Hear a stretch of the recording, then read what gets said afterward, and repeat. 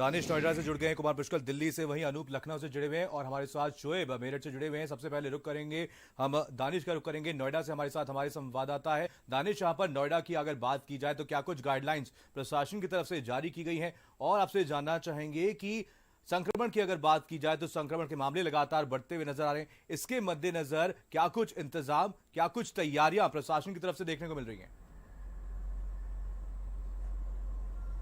बिल्कुल, देखिए जिस तरीके से लगातार नोएडा में मरीजों की बढ़ोतरी हो रही है, 453 आंकड़ा पहुंच चुका है। कल भी यहां 48 केसेस मिले थे, तो उस तरीके से वो रियायत नहीं दी गई है जिसकी रियायतों की उम्मीद नोएडा के लोग कर रहे थे। यहाँ पर दिल्ली बॉर्डर है वो पहले के ही तरह यथावत रहेगा। जो आदेश पहले दिए गए थे कि सील रहेगा, कोई आ जा नहीं सकता है बिना पास के, वो पूरी तरीके से बंद रहेगा। साथ ही जो दुकानें और मार्केट खुलने की बात थी, पहले भी ऑड इवन फॉर्मूला यानी 50% दुकानें ही खुल सकती हैं एक मार्केट में, तो वो भी लागू रहेगा। सिर्फ 50% दुकानें खुलेंगी। टाइम जरूर बढ़ा दिया गया है, सुबह 9 बजे से लेकर रात में 9 बजे तक दुकानें खुल सकती हैं। हालांकि अब चूंकि पहले कुछ दुकानें थी पर्टिकुलर, उन्हीं को खोलने के लिए कहा गया था, लेकिन अब चूंकि रेडी पटरी भी की जो दुकानें हैं वो भी खुलेंगी, सैलून हैं वो खुलेंगे, पार्क खोल दिए गए हैं सुबह से लेकर शाम तक के लिए। तो जिस तरीके से एक कह सकते हैं कि एक रियायत जो मिली चाहिए वो नहीं मिली, और ये कहीं ना कहीं सही भी है कि नोएडा में लगातार जो मरीजों का आंकड़ा है वो बढ़ता जा रहा है, इसलिए सख्ती बहुत ज्यादा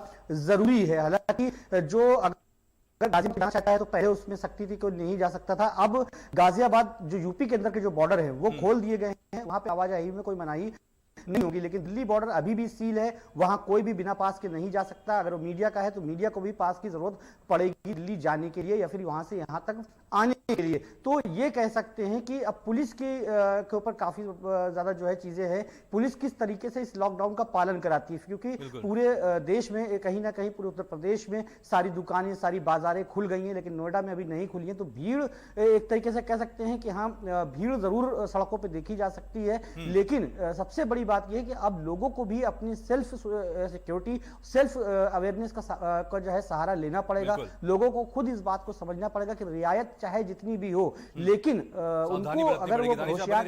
शोएब हमारे साथ हमारे संवाददाता मेरठ से जुड़े हुए हैं। शोएब, यहां पर मेरठ की बात की जाए तो रोजाना कुछ ना कुछ नए मामले रोजाना देखने को मिले हैं, लोगों की तरफ से लापरवाही भी साफ तौर पर देखने को मिली है। इसके मद्देनजर आपसे जानना चाहेंगे जिला प्रशासन की तरफ से क्या कुछ गाइडलाइंस दी गई हैं और क्या कुछ तैयारियां की गई हैं। साथ ही साथ जानना चाहेंगे मेरठ में कौन कौन से ऐसे कंटेनमेंट जोन है जहां पर फिलहाल पूरा एरिया बंद रहने वाला है।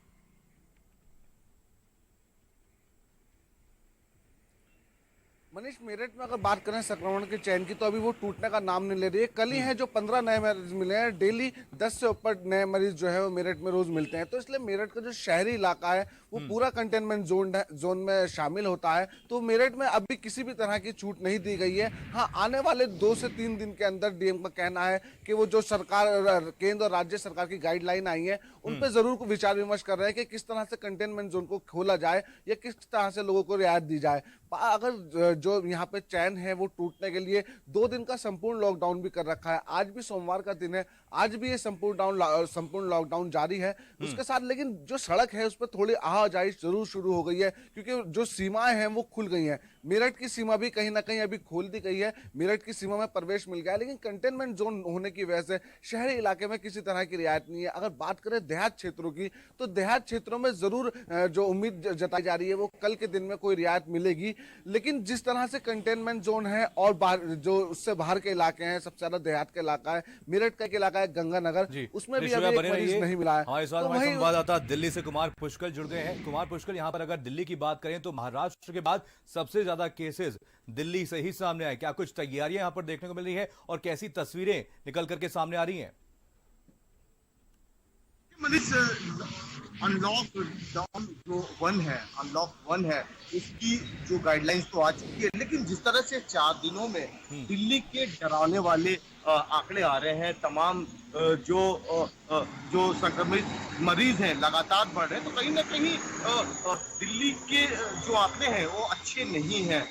करीब 24 घंटे में 1200 संक्रमित मरीज रोज एडमिट हो रहे हैं, लेकिन अनलॉक करने की प्रक्रिया केंद्र सरकार की तरफ से भी दे दी गई है, दिल्ली सरकार की तरफ से भी दे दी गई है। तमाम जो गतिविधियां हैं उसको खोल दी गई है, लेकिन कहीं ना कहीं डरावने वाले आंकड़े लगातार रोज सैकड़ों मरीज संक्रमित हो रहे हैं। और लेकिन अगर सड़कों की बात करें तो आप देख सकते हैं लोग धीरे धीरे सड़कों पे गाड़ियां चलनी शुरू हो गई हैं, लोग अपने कामकाज के लिए बाहर आने शुरू हो गए हैं और जी। तमाम जो आर्थिक गतिविधियां हैं वो शुरू हो चुकी हैं। लेकिन अब जिस तरह के आंकड़े आ रहे हैं संक्रमित मरीजों के दिल्ली से, वो ठीक नहीं है जी। तो अनूप हमारे साथ हमारे संवाददाता लखनऊ से जुड़ गए हैं। अनूप, यहाँ पर लॉकडाउन 5.0 का पहला दिन है, आज से कई रियायतें लोगों को दी गई हैं, कैसी तस्वीरें देखने को मिली है और जानना चाहेंगे प्रशासन की तरफ से इसके लिए क्या कुछ इंतजाम किए गए।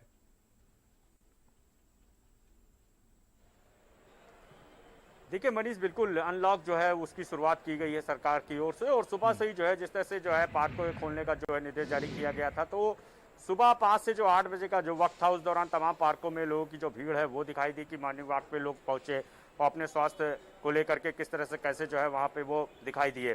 इसके अलावा जो रोडवेज की जो बसें हैं उत्तर प्रदेश जो है वो आज पूरी तरह से जो है चलाई जा रही हैं। सुबह से ही जो है आलमबाग बस अड्डे की बात करें, चारबाग बस अड्डे की बात करें, कैसाबाग बस अड्डे की बात करें, तो वहाँ पे जो सुबह से ही जो है यात्रियों की भारी भीड़ जो है वो दिखाई दे रही है। बसों से उनके गंतव्य के लिए रवाना किया जा रहा है। इससे पहले जो तमाम जो नियम है उनका पूरी तरह से पालन किया जा रहा है। सोशल डिस्टेंसिंग के तहत जो है यात्रियों को उसमें बैठाया जा रहा है। पूरे बसों को सैनिटाइज किया गया है, थर्मल स्क्रीनिंग कराई गई है सभी यात्रियों की, मास्क लगाना बहुत अनिवार्य किया गया है, बगैर मास्क के उनको बैठाया नहीं जा रहा है। और साफ तौर पे कहा गया है कि आप जो है कोरोना से बचाव के जो भी संसाधन है उसका पूरी तरह से उपाय करें। खुद एडीएम और निगम के अधिकारी, इसके अलावा जो पुलिसकर्मी और स्वास्थ्य विभाग की टीमें हैं वो स्टेशनों पे जो है पूरी तरह से बनी हुई हैं।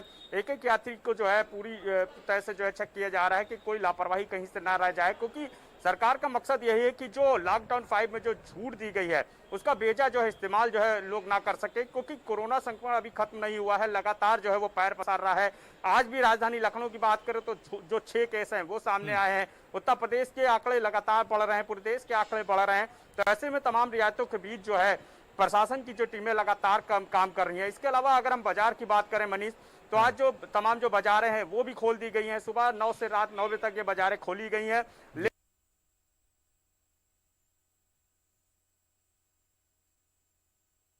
लेकिन तमाम व्यापारियों से वक्त मीटिंग करके जो है उनको बताया गया है कि आप जो है सोशल डिस्टेंसिंग का जो पालन कराएं, बगैर मास्क के जो है आप सामान नहीं देंगे, उनको वापस करेंगे। तो ये सब जो तमाम नियम है उसका पूरी तरह सख्ती से पालन कराया जा रहा है। हालांकि अगर हम आलमबाग बस अड्डे की बात करें तो यहाँ पे कहीं ना कहीं सोशल डिस्टेंसिंग की धज्जियां उड़ती जरूर दिखाई दी है, क्योंकि जो संख्या है यात्रियों की वो काफी यहाँ पे दिखाई दी है। कोई सोशल डिस्टेंसिंग यहाँ पे नहीं दिखाई दी है, जबकि खुद एडीएम वैभव मिश्रा और तमाम जो अधिकारी हैं वो यहाँ पे मौजूद थे। लेकिन कहीं ना कहीं लापरवाही भी दिखाई दे रही है। तो ये जो लापरवाही है वो जरूर जो है आने वाले वक्त में भारी पड़ सकती है। यही वजह है कि सरकार और अधिकारी लगातार अपील कर रहे हैं, यानी लोगों को जो है खुद अब सुरक्षित रहना होगा। यदि उनको कोरोना से बचाव करना है तो अपने वो तमाम चीजें जो है वो अपने ऊपर जो है लागू करें ताकि वो कोरोना से सुरक्षित रह सकें। तो ये सब चीजें जो है पूरी तरह से आप दिखाई दे रही हैं। और बिल्कुल लॉकडाउन 5 में जो लगातार जो रियायत जिस तरह से सरकार ने दी है उसका अब लोगों में भी जो है जो प्रतिक्रिया है वो काफी अच्छी दिखाई दे रही है। और जो संभ्रांत लोग हैं वो ये मान भी रहे हैं कि नजर बनाए रखिए, आप लॉकडाउन सभी से अपडेट लेते रहेंगे। फिलहाल तमाम जानकारी के लिए बहुत बहुत धन्यवाद।